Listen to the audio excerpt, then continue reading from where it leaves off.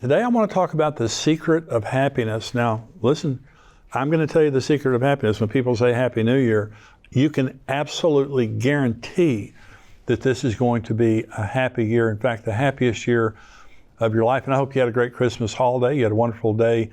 And I hope you have a wonderful day today.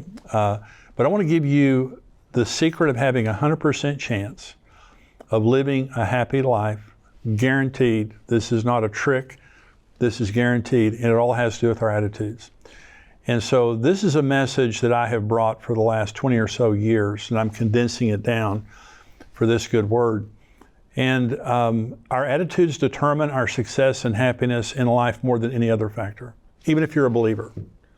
A believer with a bad attitude has a worse chance of happiness in life than an unbeliever with a good attitude. And I would rather be a believer than an unbeliever. But a believer with a bad attitude, things aren't going to go well. We choose our attitude. This is what we need to understand about attitudes. We choose our attitudes. There was a man named Viktor Frankl. He was a Jew in Auschwitz concentration camp in Germany during World War II. His mother was killed by the Nazis, and his wife and brother both died in the concentration camps. His sister was the only family member who survived. In the midst of all of it, he made the decision that he would be happy and that he would never hate the Nazis no matter what they did. Now, I want you to think about that. His family was dying, being killed by the Nazis, and he made a decision. I'm going to be happy in concentration camp, and I'm never going to hate the Nazis. It was the difference between life and death, and he lived until 1997, and he was a motivational speaker, an author, and a neurologist, and a psychiatrist. And his story proves that we always have the ability to choose right attitude in any circumstance. We do. It's just the truth. There are some people that I know are always going to be happy. And there are some people I know are always going to be unhappy. You just can't make them happy. And the happy people, it's hard to make them unhappy because they choose happiness. If you're going to have a happy new year this year, you're just going to have to choose it. Here's the other thing about attitudes. Attitudes are not caused by people or circumstances. A lot of times, we would say, well, I'd be happy, but I've just got a bunch of idiot people around me, and I how to be happy around them. Well, Adam and Eve were perfect. They would have lived forever if they wouldn't have sinned. Perfect bodies. They lived in a paradise. They didn't have to work. They tended the garden, but that was easy. There was no sin there. Everything was perfect. And they were ungrateful and rebellious. Perfect lives. King David is an interesting person when it comes to attitudes. He had the best attitudes in terrible times, and that's where many of our Psalms come from. Many of the most beautiful Psalms in the book of Psalms come from the worst times David went through, and in the best times, he had the worst attitudes. Bathsheba, the census, many of David's worst mistakes came in the best times in his life. And his most beautiful Psalms came out of the worst times of his life. The Apostle Paul was in prison in Acts 16 in Philippi after he had been beaten with rods. And he was praising God at midnight in prison. And so the deception is if my circumstances were different, I would have a better attitude. And the truth is I can overcome in any circumstance with any person by choosing a right attitude. It's my choice. It's not a condition. Unhappiness is a choice. It's not a condition. I can always choose to be happy. I can always choose to be happy. It has nothing to do with my circumstances. Here's one more thing. Happiness is a chosen attitude, not a state of being. There are people who are always happy, regardless of what's going on, and there are people who are always unhappy. Many comedians, by the way, come out of a tragic past. Carol Burnett, now she's elderly now, but many of you would remember that name. Both of her parents were alcoholics. She was raised by her grandmother. She never had a bed. She slept on a couch the entire time she was growing up. And she studied for school by the dim light of a bathroom. And she chose happiness as a way of dealing with her pain. And she also chose to make other people happy. And so other people choose to be unhappy, and they also want to share that with other people. There's just people, they're always unhappy. They're sharing their unhappiness with griping and complaining and sharing that with other people.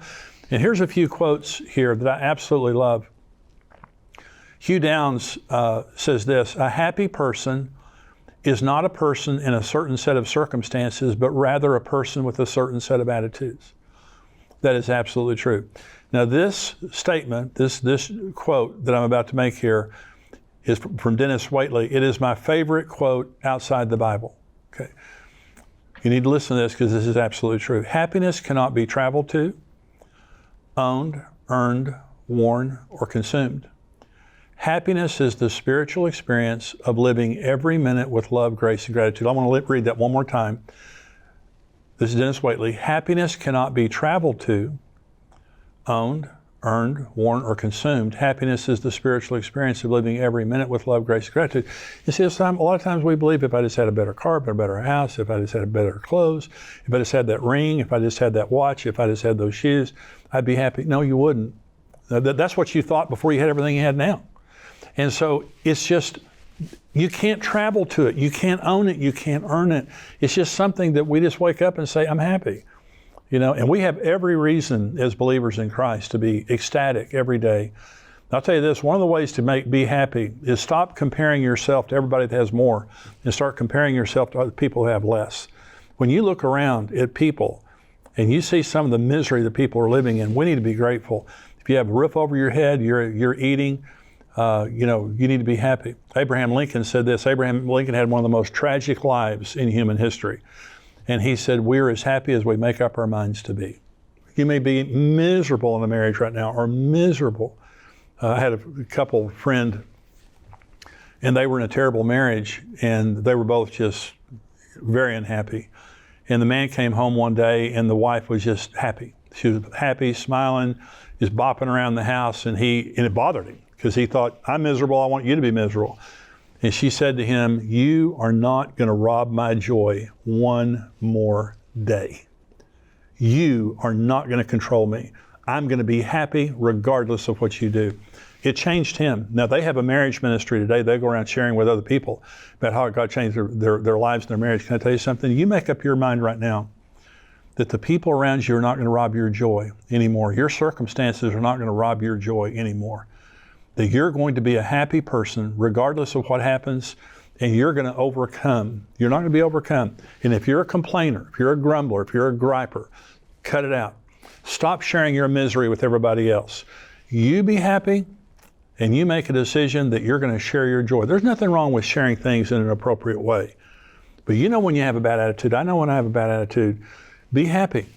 Be happy. Your attitude that you choose that is not dependent on people or circumstances, that is the secret of happiness this year. God bless you.